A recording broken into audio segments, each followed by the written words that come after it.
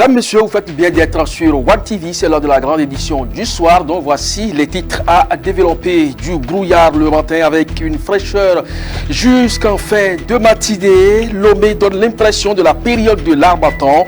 Harmattan ou effet de dérèglement climatique. Élément de réponse dans un instant. Et puis la campagne pour les législatives du 17 novembre au Sénégal est sous haute tension. En octobre dernier, le président Bassirou Diomaye Faye a appelé les acteurs politiques à la modération. Ces violences présentes depuis le début de la campagne se font remarquer jusqu'hors des frontières, notamment au Togo. Voilà donc les titres à développer. Bonsoir et bienvenue.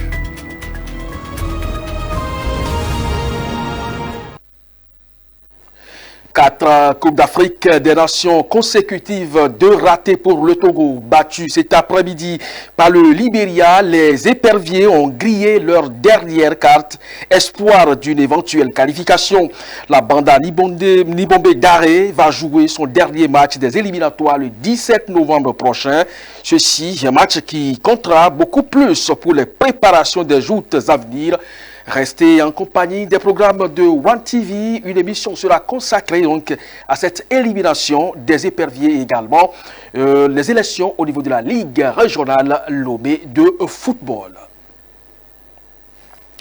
Les rues de Lomé sont couvertes d'une légère brune depuis quelques jours et certains habitants pensent déjà à la période d'harmattan qui est arrivée dans le sud du pays. Pourtant, selon les experts, ce n'est pas encore le cas. À quoi s'attendre réellement et quelles précautions prendre face donc aussi précurseurs de cette saison? Élément de réponse avec Boris Tchota.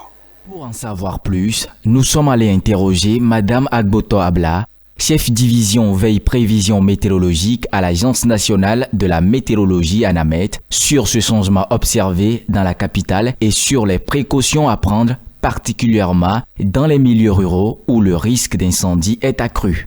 Par rapport à la manifestation de l'harmattan sur le Togo, c'est un vent qui souffle de novembre à fin janvier ou février, surtout dans la partie nord du Togo. Et dans la partie sud, ça a commencé un peu tardivement, juste après la fin de la petite saison pluvieuse. Donc c'est en décembre que normalement on constate l'effet de l'harmattan dans la zone sud, surtout dans la région maritime. Comme vous le dites, pour cette année, depuis le début du mois de novembre, les gens commencent par dire qu'il y a l'harmattan, ils ont commencé par sentir l'effet de l'harmattan. Oui, ils peuvent sentir l'effet, mais l'harmattan n'est pas encore arrivé dans la zone sud. Mais dans la partie nord, les régions des savanes, de la Kara, l'harmattan est descendu parce qu'on est à la fin de la saison. La saison pluvieuse a terminé fin octobre dans ces zones-là.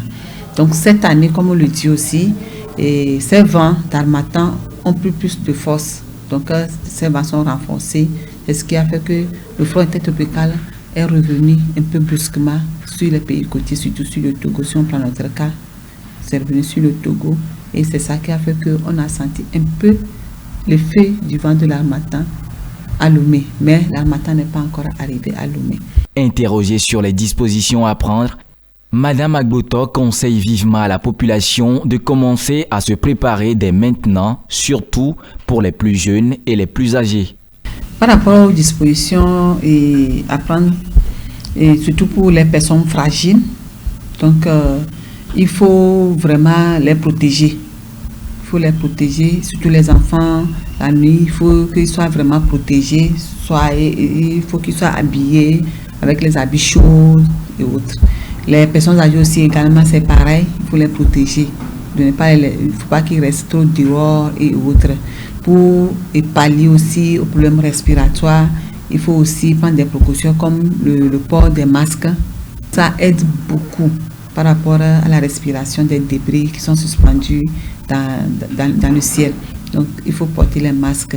Même si surtout ceux qui sont exposés, ceux qui marchent, ceux qui sont sur leur moto et autres, il faut porter aussi les masques. Et aussi, surtout dans les zones où il y a toujours les maladies comme la méningite, il y a aussi les vaccins. Il y a les vaccins qui sont là. Il faut que les gens soient régulièrement vaccinés contre la méningite. Pour la MENA, c'est 3 à 3 ans le vaccin. Donc, si vous savez que votre vaccin est expiré, le mieux, il faut renouveler ça là. Quand le moment arrive, vous n'avez plus assez de problèmes. Voilà les dispositions. Maintenant, par rapport au transport aérien, là aussi, eux, ils vont suivre les prévisions météorologiques à temps comme ils l'ont toujours pour voir est-ce que le temps est propice pour qu'ils s'envolent. Donc, si le temps n'est pas propice, ils seront informés également. Et puis, pour les transports routiers, autres comme eux, ils n'ont pas encore l'habitude de prendre les prévisions avant de rouler. Donc, il faut qu'eux-mêmes soient vraiment prudents sur la route. Parce que pendant le matin, également, les matins, il y a aussi le brouillard. Le brouillard réduit la visibilité jusqu'à 1 km. Tu ne vois même pas la personne qui est devant toi. Donc, ça veut dire que s'il y a un véhicule qui vient devant toi à 1 km, c'est difficile de le voir. Donc, il faut aussi la limitation des vitesses, surtout la matinée. Les feux de bourse sont un danger réel durant cette saison. Il est impératif que les villageois prennent toutes les mesures pour éviter des incendies. Elle conseille aux habitants vivant dans les milieux ruraux où les maisons sont souvent construites avec des toits en paille de dégager les alentours de leur habitation de toute végétation inflammable. En ce qui concerne les habitants des rurales, au niveau des zones rurales, c'est important de surveiller les hameaux faits en paille. Parce que c'est en ce moment aussi qu'il y a les feux de brousse. Surtout côté habitation, c'est en ce moment qu'il y a les feux de brousse. Donc il faut que les gens surveillent vraiment les hameaux faits en paille pour qu'il n'y ait pas assez d'incendies. Et également aussi, par rapport aux feux de brousse en ce moment, comme c'est vraiment sec, dès qu'il y a un petit feu, ça prend en même temps. Donc pour les habitations, il faut que les gens surveillent, arrangent à l'alentour de leur maison pour éviter les incendies. En adoptant les bonnes pratiques dès maintenant, chacun peut contribuer à passer cette période en toute sécurité en attendant que le vent de l'harmattan souffle définitivement sur tout le Togo.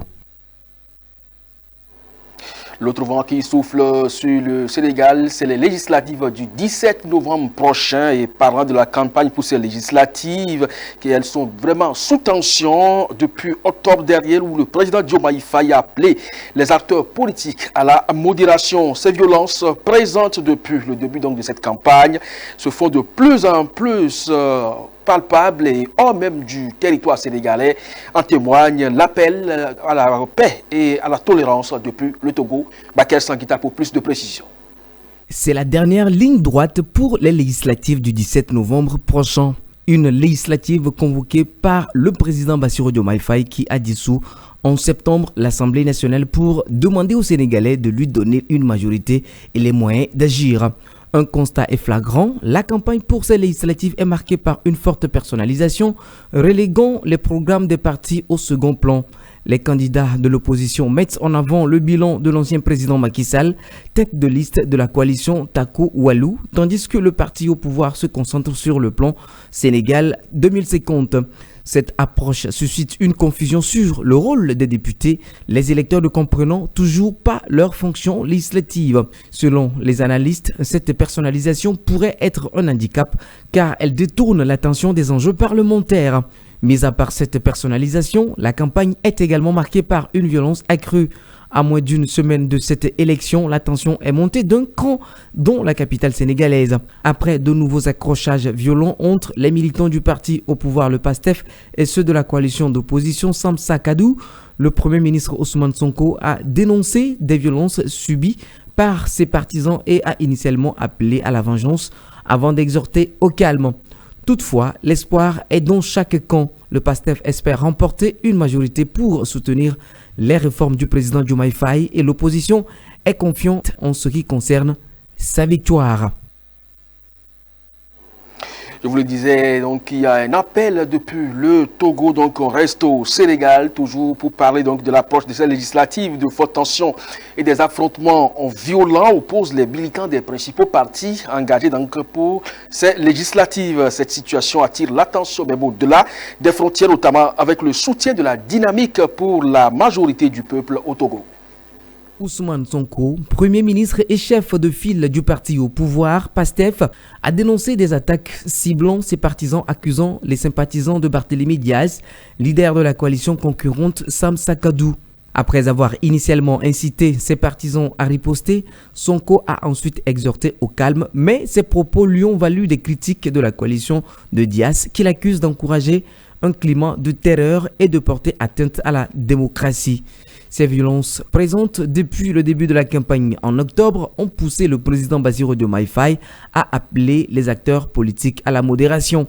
Pour Sonko et le PASTEF, ces élections représentent une étape cruciale pour renforcer la majorité législative et soutenir les réformes entreprises par le président Faye, successeur de Macky Sall, après une période de forte polarisation politique.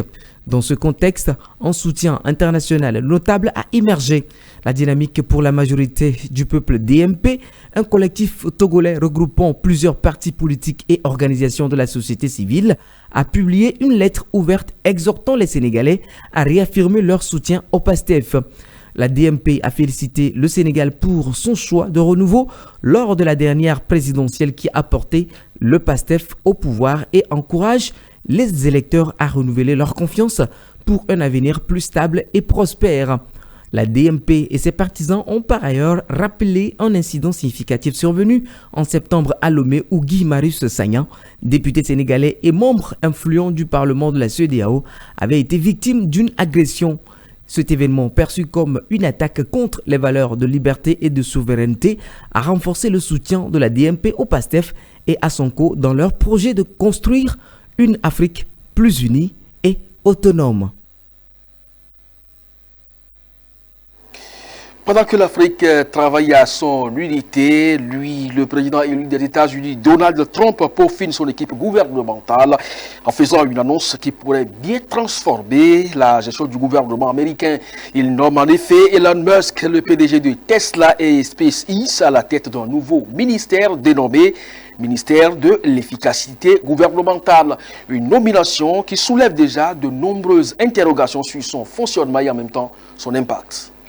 Le président élu Donald Trump a annoncé mardi qu'Elon Musk, PDG de Tesla et SpaceX, et Vivek Ramaswamy, homme d'affaires et ancien candidat aux primatures républicaines, dirigeront un nouveau ministère de l'efficacité gouvernementale. Leur mission sera de réduire les lourdeurs administratives, simplifier la réglementation et réformer les agences fédérales pour rendre le gouvernement plus agile et performant. Le fonctionnement exact de ce ministère reste flou, mais il pourrait être encadré par les lois américaines sur les comités consultatifs fédéraux qui régissent les obligations de transparence et de responsabilité des groupes externes conseillant le gouvernement. Dans son communiqué, Donald Trump a précisé que Musk et Ramaswamy interviendront en tant que conseillers extérieurs auprès de la Maison-Blanche avec un mandat limité se terminant le 4 juillet 2026. Trump, qui critique fréquemment la bureaucratie et son manque d'efficacité, semble croire que l'innovation de Musk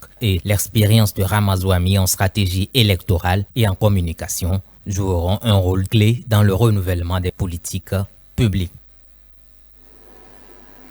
Les Ferroviaires du Curon ont assisté donc à la débâcle des éperviers, même si le score c'est de 1-0. Ça sonne donc l'élimination de l'équipe nationale du Togo pour la 4e fois consécutive. Les éperviers ne seront donc pas à la Coupe d'Afrique des Nations. On fera le débat dans One Money demain matin. On parlera également de l'élection à la Ligue régionale Lomé et Golf. Mesdames et messieurs, ce sera donc tout pour cette édition. Merci à vous de nous avoir suivis. Très bonne suite de programme sur One TV. À très bientôt.